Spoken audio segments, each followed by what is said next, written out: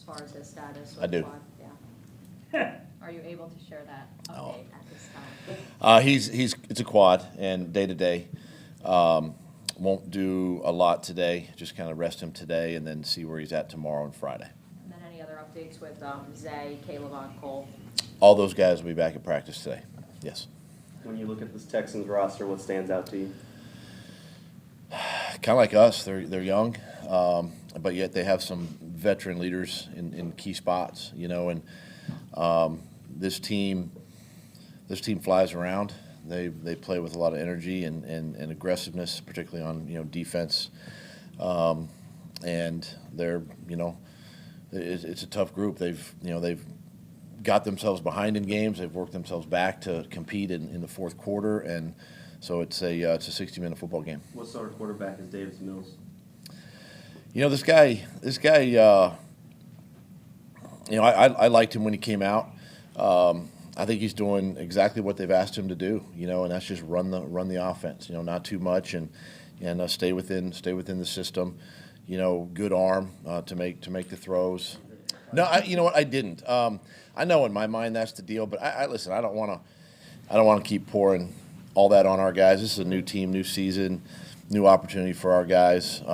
It may be something that we talk about in small circles, but it's not a key message for me this week. Speaking of opportunity, you not just one, but back-to-back divisional games.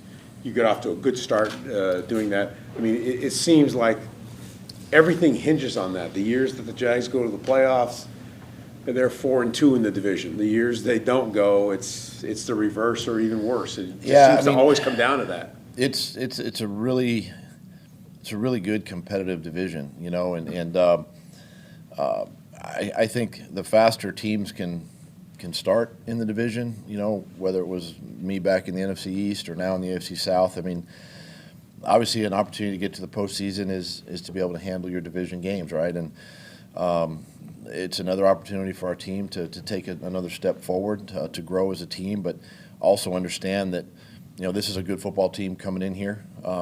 It's going to take a really good week of preparation and practice to get that done.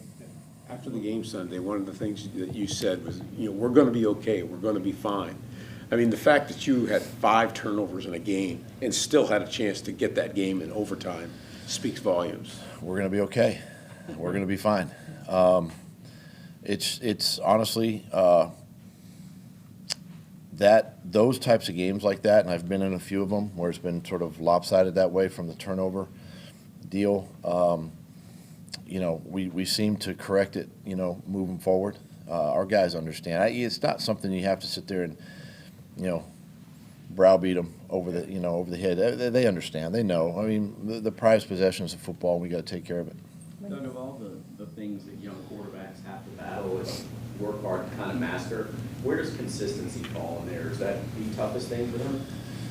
I mean, that's our league, I think, and not just for the quarterback, but I think for every player, it's the consistency to how you handle your job and your responsibilities each week, starting with Monday. How that shapes out, and then to go to Tuesday, and then today. And I think with the quarterback, it's obviously a big part of what the quarterback does, but that consistency turns into growth, and that consistency turns into getting 1% or being 1% better, as we talk about every single day.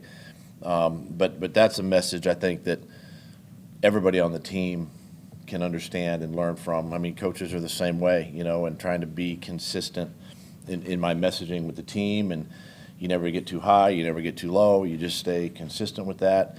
But at the same time, they understand that we've got to put in the hard work and the preparation to try to win a game. Is there a worse feeling as a play caller to not know what you're going to get out of your quarterback each week?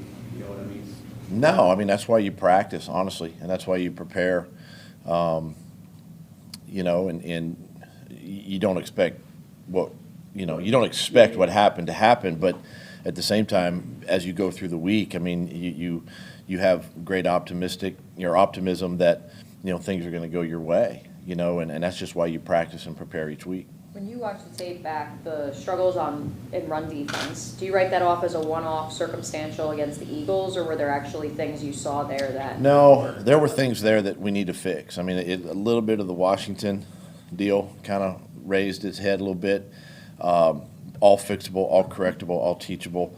And that's going to be the focus this week, to make sure we stay disciplined with, and this is a good running team, so, we got to make sure we stay disciplined in those run lanes. Yeah, Damien Pierce, only running back to get any carries for them last week, and obviously the rookie, he performed well. A lot of folks around here believe he has a lot of tread on his tire, and maybe should have played a little bit more at Florida. What do you see from him on tape? Yeah, I mean, he was somebody we liked in the draft, and it's what you see. He's a load. He's only 5'9", about 218, but he's thick and he's solid, and had a nice 75-yard run last week, and he's capable of doing that. So it's got to be all hands on deck, obviously, to get him on the ground, and that's our division, though, right? I mean, this is a run division, and we've got some great running backs that we gotta take care of. So with that said, if Foley, let's say, can't go, how do you manage depth along that defensive line, especially knowing that run defense is going to be critical? Yeah, I mean, there's some things that we can get to without really,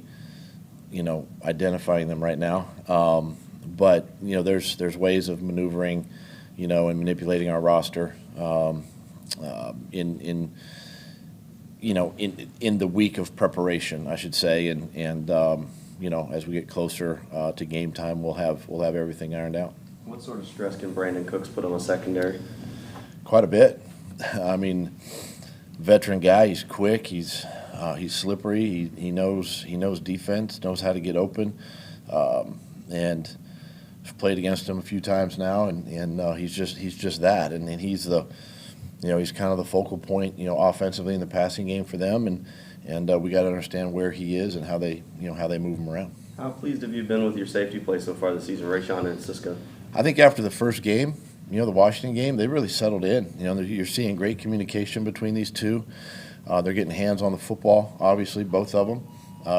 It was great to see, Cisco get the interception last week for the touchdown. Rayshon did that against Indy the week 2 weeks before.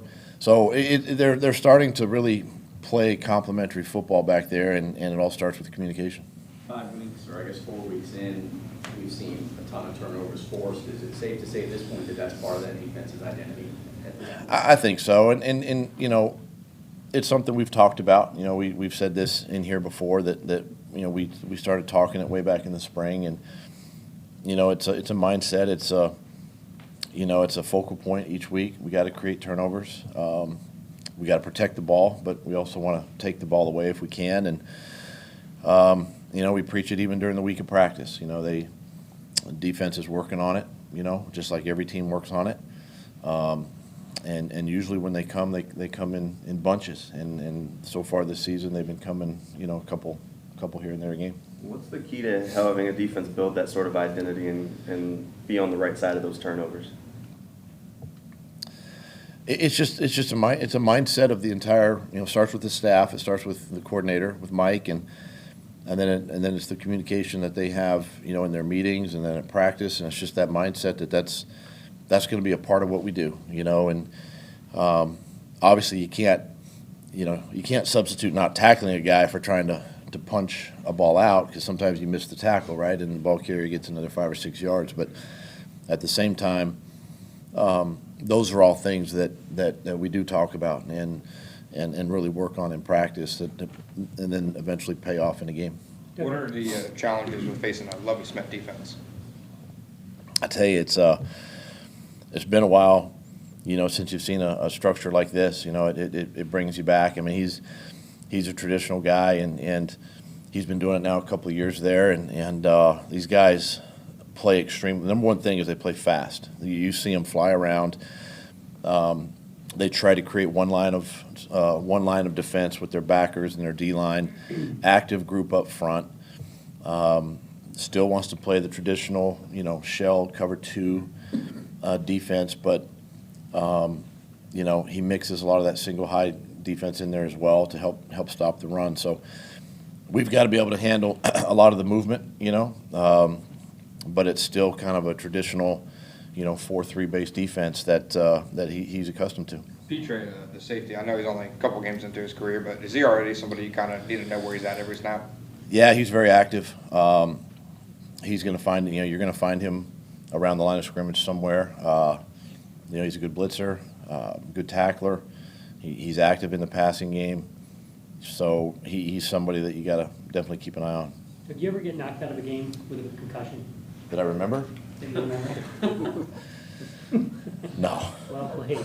You ever heard stories of guys beating, like hiding it or beating the concussion test, stuff like that? Well, not anymore. Not anymore, because there's a lot of self-policing that goes on in today's game, whether it's by our team or, the spotter in the box or even our own docs. There's a lot more of that. I think back when I played, sometimes you just kind of shook it off and you just stayed in there. I just think the protocols now, it's all about player safety, and they're in place for that to make sure that we don't have those incidences that pop up. So there's too many eyes on these players nowadays to make sure that we do it right. Are the people, the kids, I won't say the kids today different than the kids when you and I were that age in terms of maybe more knowledgeable about concussions, maybe I don't know anything more about aware of I think. the Well, I know what long-term you're. Yeah, I know what you're getting at. Okay. I mean, there's just more education for these guys nowadays, and we actually. That's why you saw the Guardian caps, in training camp, and it's a step in the right direction to help minimize. Listen, it's a violent sport and can cut. We can't eliminate them. It's going to happen. It's going to be a part of our game, but we're trying to minimize it. And the more education, which is out there, the more data, the more research, the more technology into helmets, it just helps the player and it keeps the player safe. And I think it just affects all the way down to the youth leagues too, right? Sometimes, parents get a little nervous when they play football, but I think that technology is even going into the youth sports, and it's helping make our game better. Even though the Texans are winless, they seem to be a team that they never seem to go away. Whether they're trailing by 17, 20 points, they come back. So now they've also blown leads as well. But, for a team that's winless, they don't seem like a team that's easily beatable. Exactly, and that's a team. I mean, they you take on the personality of your head coach, and they play hard for him, and he's a great leader. And he sticks to what he believes in, and that's what you see with this team. And they continue to fly around and play, and play hard and play fast. And I think when you do that, you're going to be better off for it. It's like us here. May not win every game, obviously, right? But if they play hard and they play fast and they play together, typically good things are going to happen. And that's even though they might not be at the end of the game, they're gonna end up winning more games than losing. For your team, coming home this morning, the Wednesday after a loss, how was this morning maybe different than after that Washington game, or did you see similarities in terms of how the approach may have been different? Yeah, there's some similarities, between the two that you learn from. Obviously, from Monday correcting the mistakes to today, but. It's when Wednesday comes. I mean, we're focused on the next opponent, and our guys are fired up and get ready to get back out on the practice field and really dive into the game plan and understand their roles within it, and just focus on not trying to make the mistakes we've been making. I wasn't sure. More of a chip on the shoulder coming off of this loss in particular, knowing it was the only undefeated team left in the league, or. Yeah, I mean, there's some of that, and I think the players would probably have a better answer probably for you than I am. But for me, it's just a matter of, hey, this is week 5, and it's the Houston Texans coming in here. It's a good football team, and I've got to prepare these guys, for this week. How important has Foyer been for what you've been able to do defensively this year? He's been unbelievable. Gets the guys lined up. He's smart. He runs well. He's athletic. He's physical and tough, and just the type of person that we were looking for, to fill that need for that room. And he's a great leader. A lot of respect by his teammates, coaches. And then we add some of the young guys in there as well, you know, to kind of feed off of that mentorship a little bit. But he's been everything that we've asked him to do. You like when you have a Mike that has that like never satisfied mentality. The defense is never quite up to his standard, even after. Yeah, you know, and it just kind of sets the tone for the rest of the defense, you know, and that's what you want from that type of leader. Thanks, Coach. All right, guys. Thanks, Doug. Thank you. Yep.